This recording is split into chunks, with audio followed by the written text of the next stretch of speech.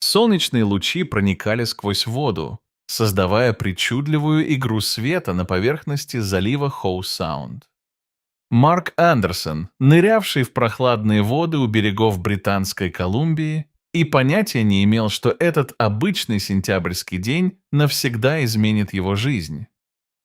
Обладая более чем десятилетним опытом дайвинга, сотнями погружений и тысячами подводных фотографий, он никак не мог подготовиться к предстоящей встрече. Видимость в тот день была исключительной, около 30 метров. Вода, хотя и была прохладной, всего 12 градусов по Цельсию, была удивительно прозрачной. Марк неторопливо плавал среди зарослей водорослей, направляя камеру на яркие морские звезды, разбросанные по каменистому дну. Его внимание привлекла небольшая группа морских огурцов, и он решил сделать несколько снимков крупным планом. Именно в этот момент он почувствовал это, почти незаметное изменение в движении воды. Неподалеку было что-то большое. Марк медленно повернулся, ожидая увидеть любопытного тюленя или, возможно, маленькую касатку обычных посетителей этих вод. Но то, что он увидел, заставило его застыть в изумлении. Молодой горбатый кит, не более 4 метров в длину, плавал всего в нескольких метрах от нас. Его движения были странными, не похожими на обычное поведение этих величественных существ. Детеныш двигался резкими движениями, постоянно поглядывая на ныряльщика, словно проверяя, наблюдает ли он за ним. Его маленькие глазки, необычайно выразительные для такого массивного существа, казалось, излучали беспокойство и мольбу о помощи. Марк затаил дыхание и включил камеру.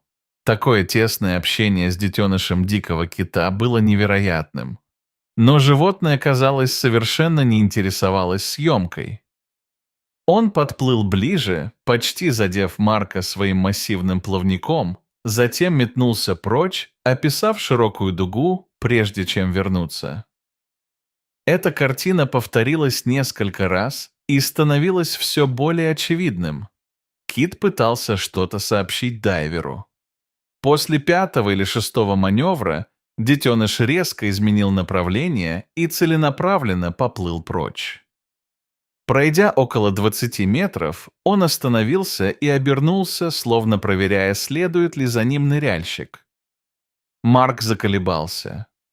Преследовать дикое животное в открытых водах могло быть опасно. Но что-то в поведении детеныша, его настойчивость, почти отчаяние, заставило его действовать.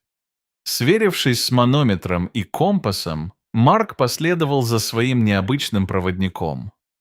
Они поплыли на северо-восток, удаляясь все дальше от берега. Глубина увеличивалась, и солнечный свет становился все тусклее. Через каждые 30-40 метров детеныш останавливался, давая Марку время догнать его и убедиться, что он все еще следует за ним. Преодолев более 500 метров, они достигли небольшой подводной долины. Здесь, на небольшой глубине, Марк увидел нечто, от чего у него кровь застыла в жилах. Огромный взрослый горбатый кит, не менее 14 метров в длину, почти неподвижно висел в воде. Его тело было покрыто чем-то, что издалека выглядело как странная серая масса. Приблизившись, Марк понял, что это были моллюски. Но это были необычные маленькие колонии этих ракообразных, которые часто встречаются на китах. Это был толстый, цельный слой, в некоторых местах толщиной в несколько сантиметров. Они покрывали почти все тело, оставляя свободными только небольшие участки вокруг глаз и дыхала. Детеныш подплыл к большому киту, предположительно своей матери, и начал легонько подталкивать ее, словно пытаясь заставить двигаться. Но кит только слабо взмахнул хвостовым плавником.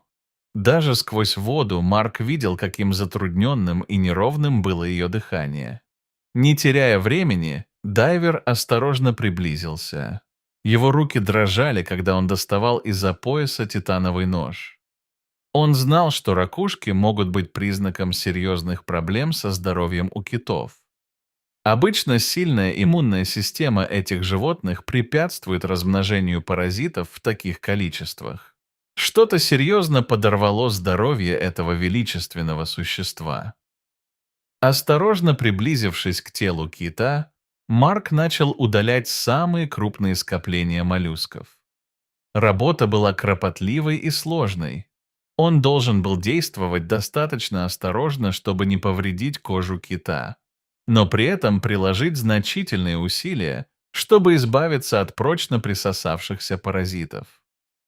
Детеныш держался поблизости, постоянно кружа и время от времени издавая тихие звуки, которые эхом разносились по воде. Кит-мать почти не двигалась, время от времени моргая своим огромным глазом, когда Марк попадал в поле ее зрения. После получаса кропотливой работы дайверу удалось расчистить участок размером с обеденный стол. Но это была всего лишь капля в море. Ракушки покрывали почти все массивное тело кита. Стало ясно, что одному ему с этим не справиться. Более того, датчик уровня воздуха в баке показывал, что он на исходе. Марк быстро всплыл на поверхность, пытаясь запомнить свое точное местоположение. Вернувшись на судно, он сразу же схватил рацию и связался со службой спасения морских млекопитающих. Его голос дрожал от волнения, когда он описывал ситуацию диспетчеру. «Это Марк Андерсон, дипломированный дайвер. Я нахожусь примерно в миле к северо-востоку от входа в пролив Хоу-Саунд. Я нашел взрослого горбатого кита в критическом состоянии. Его тело почти полностью покрыто ракушками, и он практически неподвижен. Неподалеку находится детеныш. К счастью, на другом конце провода оказался опытный специалист. Они задали несколько уточняющих вопросов о состоянии кита, его приблизительных размерах и глубине, прежде чем сообщить Марку, что спасательная команда будет на месте в течение часа. Этот час показался Марку вечностью. Марк периодически нырял с маской, чтобы убедиться, что киты все еще там. Детеныш, казалось, понял, что помощь уже в пути. Он перестал метаться и просто держался поближе к матери, время от времени осторожно дотрагиваясь до нее плавником. Специализированное судно по спасению морских млекопитающих появилось на горизонте ровно через 53 минуты. На борту находилась команда из 6 человек, 2 ветеринара, специализирующихся на морских млекопитающих, 3 специалиста по спасательным операциям и эксперт по поведению китообразных. Оценив ситуацию, команда немедленно приступила к работе. 2 водолаза спустились вниз со специальным оборудованием для удаления моллюсков. Их инструменты были гораздо эффективнее ножа Марка. Они использовали гидравлические скребки, предназначенные для удаления паразитов без повреждения кожи кита. Работа продвигалась медленно, но неуклонно. Каждый час водолазы менялись местами, чтобы сохранить запас воздуха. Марк, получив разрешение от руководителя операции, присоединился к команде, чтобы оказывать посильную помощь. Все это время теленок оставался поблизости, внимательно наблюдая за спасательными работами. Когда большая часть моллюсков была удалена, ветеринары провели более тщательный осмотр. То, что они обнаружили, глубоко обеспокоило их. Они заметили небольшую припухлость на боку кита, необычную для этого вида. Ультразвуковое сканирование, проведенное под водой с помощью портативного оборудования, выявило наличие инородного предмета в желудке кита. После краткого совещания команда решила доставить кита в ближайший центр реабилитации морских млекопитающих для немедленной операции. Это была сложная и рискованная операция. Животное было в ослабленном состоянии, и любой стресс мог привести к летальному исходу. Но альтернативы не было. Без срочного хирургического вмешательства шансы кита на выживание были невелики. С помощью специального надувного понтона и буксира кита осторожно доставили на берег. Детеныш следовал за судном весь путь, ни разу не отклоняясь более чем на метр. В реабилитационном центре ветеринарная бригада немедленно приступила к операции. То, что они извлекли из желудка кита, шокировало всех. Большой кусок промышленной рыболовной сети, пропитанный токсичными химикатами. Лабораторный анализ показал, что сеть была обработана особо опасным противообрастающим составом, включающим трибутилолово, один из самых токсичных загрязнителей морской среды. «Это химическая бомба замедленного действия», объяснил доктор Чен, ведущий ветеринар, показывая Марку результаты лабораторных исследований. Когда кит проглотил этот кусок сети, химические вещества начали растворяться в желудочной кислоте. Токсины попали в его кровь и накапливались в жировых тканях, медленно отравляя весь организм. Мониторы показывали ущерб, который токсины нанесли внутренним органам кита. Печень увеличилась почти вдвое по сравнению с нормальным размером, ее ткани воспалились. Почки с трудом выводили токсины. Иммунная система почти полностью отключилась, что привело к массовому заражению моллюсками. Еще 3-4 дня, самое большее, и повреждения стали бы необратимыми, покачал головой доктор Чен, изучая анализ крови. Концентрация токсинов уже достигла критического уровня. Вот почему она не могла нормально двигаться. Ее мышечная система была частично парализована ядом. Если бы не поразительный интеллект теленка и ваша своевременная помощь, мы бы потеряли их обоих. Марк осмотрел кусок сетки под микроскопом. В лабораторных условиях были отчетливо видны кристаллы токсичных веществ, внедрившихся в синтетические волокна. Как объяснил один из лаборантов, эти противообрастающие покрытия были запрещены в начале 2000-х годов из-за их чрезвычайной токсичности. Но некоторые недобросовестные производители все еще используют их, особенно в странах с менее строгими экологическими нормами. В течение следующих 3 недель китиха и ее детеныш находились в специальном реабилитационном бассейне. Марк навещал их почти ежедневно, помогая ухаживать за животными и снимая их выздоровление на камеру. Постепенно состояние взрослого кита улучшалось. Ее раны зажили, анализы крови показали снижение уровня токсинов, и к ней вернулся аппетит.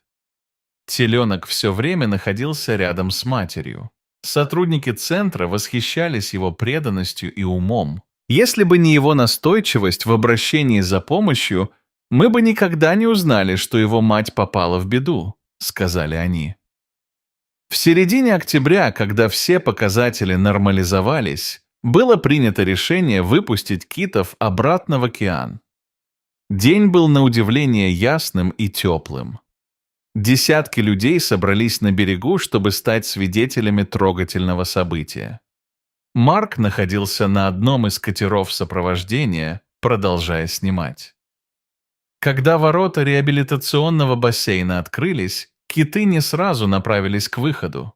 Они несколько минут плавали у входа, словно привыкая к мысли о свободе.